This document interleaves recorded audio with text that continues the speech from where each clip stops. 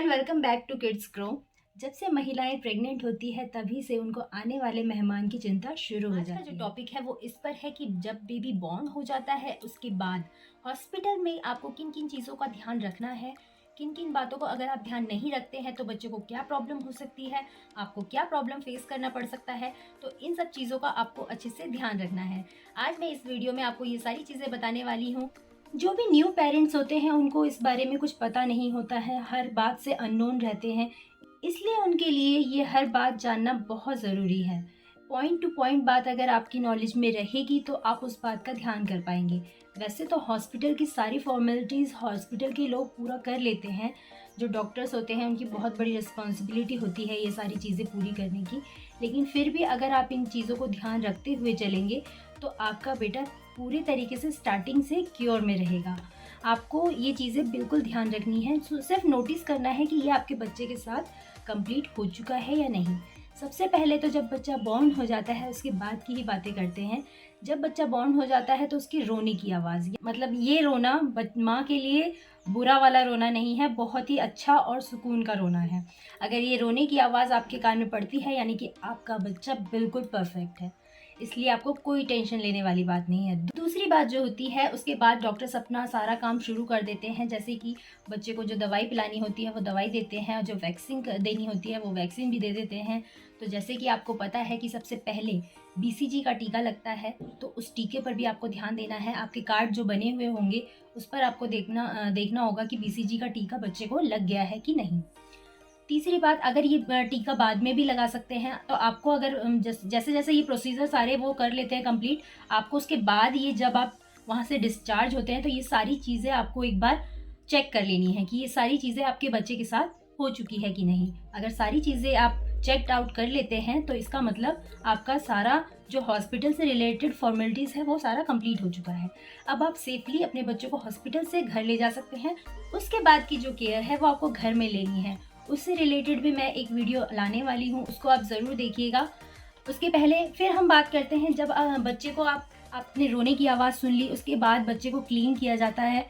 Clean करने के बाद आप ध्यान दीजिएगा थोड़ा अच्छे से क्लीन किया हो, क्योंकि पहले बच्चे को तुरंत नहला दिया जाता था, अब ऐसा नहीं किया जाता है। आपको ये ध्यान रखना है, आप बच्चों को ये नहीं कि नहलाने की बात करने लग जाए वहाँ पे। तो अब बच्चों को नहलाया नहीं जाता है, क्योंकि तुरंत उनको नहलाने से उनके शरीर में काफ़ी सारी प्रॉब्लम शुरू हो जाती है, काफ़ी सारे इन्फेक्शन होने का डर रहता है। उनकी बॉडी पर एक लेयर होती है, वो लेयर तुरंत अगर बच्चे को 24 घंटे के अंदर नहला दिया जाता है तो वो लेयर उतरने से बच्चों को काफ़ी सारी स्किन प्रॉब्लम्स या फिर कई तरीके के इन्फेक्शन होने का डर रहता है, इसलिए अब तुरंत नहलाया नहीं जाता है। 48 घंटे या फिर 24, एटलीस्ट 24 घंटे तो मेंटेन किया ही जाता है। 48 घंटे 2 या 3 दिन आपको मेंटेन करना होता है, उसके बाद ही बच्चे को नहलाया जाता है। तीसरी बात, अब आपने जब बच्चे को साफ़ कर दिया गया है उसके बाद मदर टच जो होता है वो ज़रूरी होता है। तीसरी बात जो ध्यान रखना है, बच्चे को अब साफ़ सुथरा कर लिया गया है, बच्चे को एक साफ़ कपड़े में लपेट दिया जाता है और माँ के स्पर्श में लाया जाता है। माँ के पास, माँ के बॉडी के ऊपर बच्चे को लेटा दिया जाता है। एक मदर और जो बच्चे का जो स्पर्श है ये बहुत ज़्यादा इम्पॉर्टेंट है। तो कुछ कॉम्प्लिकेशंस ऐसी होती हैं जिसमें बच्चे को एक अलग वार्ड में रख दिया जाता है, जहां बच्चे की एक अलग केयर लेनी पड़ती है। ऐसे कुछ रेयर केसेस होते हैं, सभी केसेस में ऐसा नहीं होता है। तो आपको जो तीसरी बात है ये ध्यान रखनी है कि बच्चों को माँ के साथ मदर टच दिया है कि नहीं, ये भी ध्यान रखना है। उसके बाद फीड की बात आती है, तो फीड भी होता है कि बच्चे को फीड कराया जाता है, वहीं पे वो पहला फीड लेता है अपना, ये भी होता है।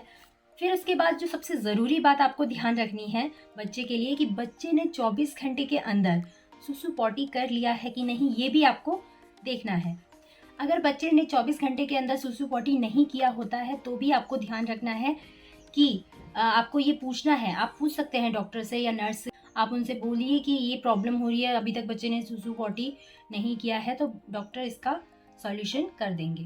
तो ये भी आपको ध्यान रखना है, ये बहुत ही ज़रूरी है, आपको ध्यान रखना। इसके बाद सारे वैक्सीनेशन आपको देख लेने हैं, आपको कार्ड दिया जाएगा। जैसे ऋष के बॉर्न के समय उसको ये कार्ड दिया गया था, मेरा कार्ड अलग था, उसका ये अलग से कार्ड तैयार किया था। मैं इसमें आपको वैक्सीन दिखा दूंगी कि किस तरीके से आपको चेक कर लेना है। अब वैक्सीनेशन भी हो चुका है, सारी चीज़ें हो चुकी है, तो आपको ये भी ध्यान रखना है कि पहला फीड जो है बच्चा माँ का दूध ही फीड करेगा, वो ही उसको देना ज़रूरी है। किसी भी तरीके का कोई भी लिक्विड आप उसको नहीं दे सकते। ये बच्चों के लिए, हेल्थ के लिए बहुत अच्छा होता है। इससे ऊपर कोई भी फूड नहीं है। तो माँ का दूध ही बच्चे के लिए सबसे यूज़फुल होता है, सबसे बेस्ट होता है। इससे ऊपर कोई भी फूड नहीं है, कोई भी लिक्विड कुछ भी आपको बच्चे को प्रोवाइड नहीं करना है।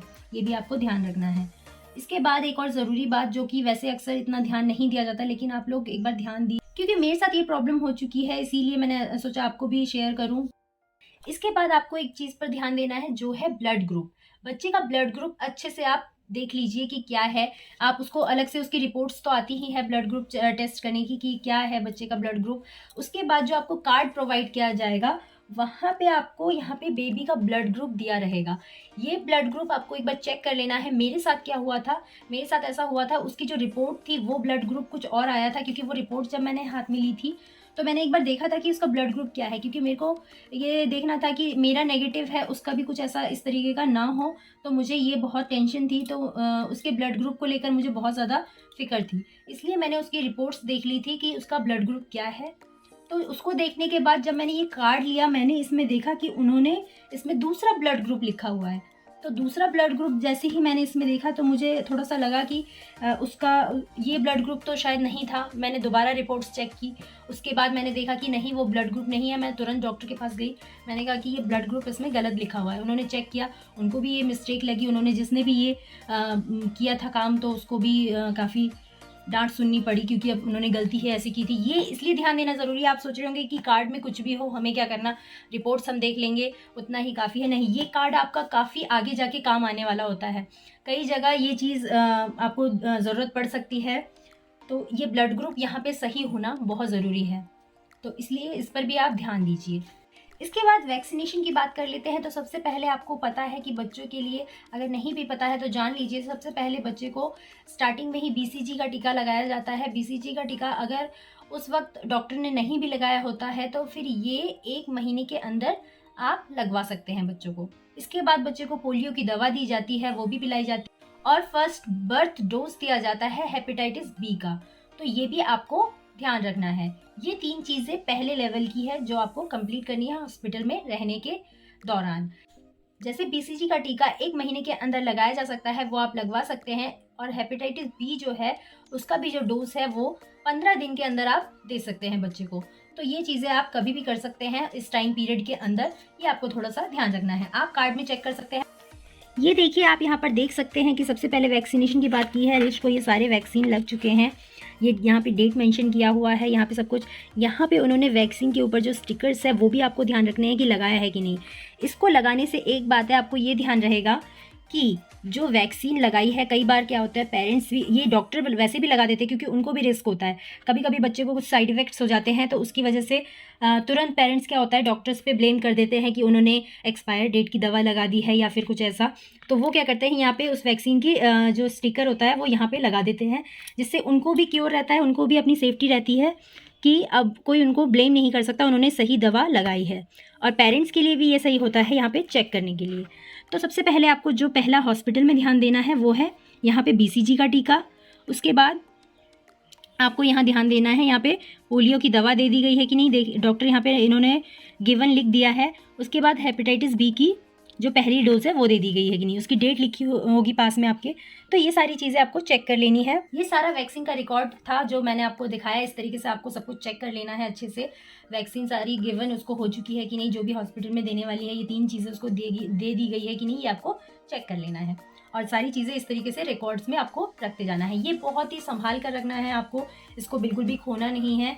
इसको संभाल कर रखेंगे तो ये आगे भी जाके बहुत काम आएगा आपकी। तो ये सारी चीज़ें थी आपको जो हॉस्पिटल के अंदर ध्यान रखनी है। बच्चे के ऊपर स्टार्टिंग में ही बहुत ज़्यादा लाइट नहीं देनी है आपको।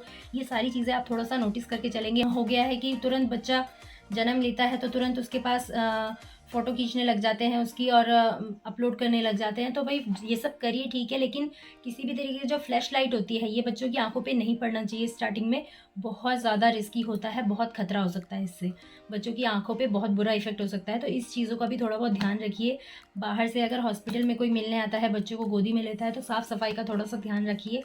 ये भी चीज़ें आपको अपनी तरफ से ध्यान रखनी है। डॉक्टर की ड्यूटीज़ के बाद ये आपकी ड्यूटीज़ है जो आपको ध्यान रखनी है। बच्चा अगर कोई गोदी में लेता भी है तो हाथ सैनिटाइज़ कर दीजिए, या तो फिर उनको कहिए कि हाथ सैनिटाइज़ कर लो या फिर हैंड वॉश कर लो। तो ये सारी चीज़ें आप ध्यान रखिए। तो ये सारी बातें थी कि हॉस्पिटल में किस तरीके से आपको बच्चों की केयर लेनी है, क्या क्या बातें ध्यान रखनी है। अगर आप इनको ध्यान नहीं रखते हैं तो आपको काफ़ी सारी प्रॉब्लम्स हो सकती है। इन चीज़ों का ध्यान रखिए। ये बच्चों को सेफ तरीके से अपने घर पर लेके आइए, उसके बाद उसके घर पे सारी केयर स्टार्ट कीजिए। तो ज़रूर बताइए मुझे आज की ये वीडियो आपको कैसी लगी। अगर ये वीडियो आपके लिए थोड़ी सी भी हेल्पफुल रही है तो आप इसको ज़रूर लाइक कीजिएगा, दूसरों के साथ शेयर कीजिएगा, और अगर आप मेरे चैनल पर नए हैं तो सब्सक्राइब ज़रूर कीजिएगा।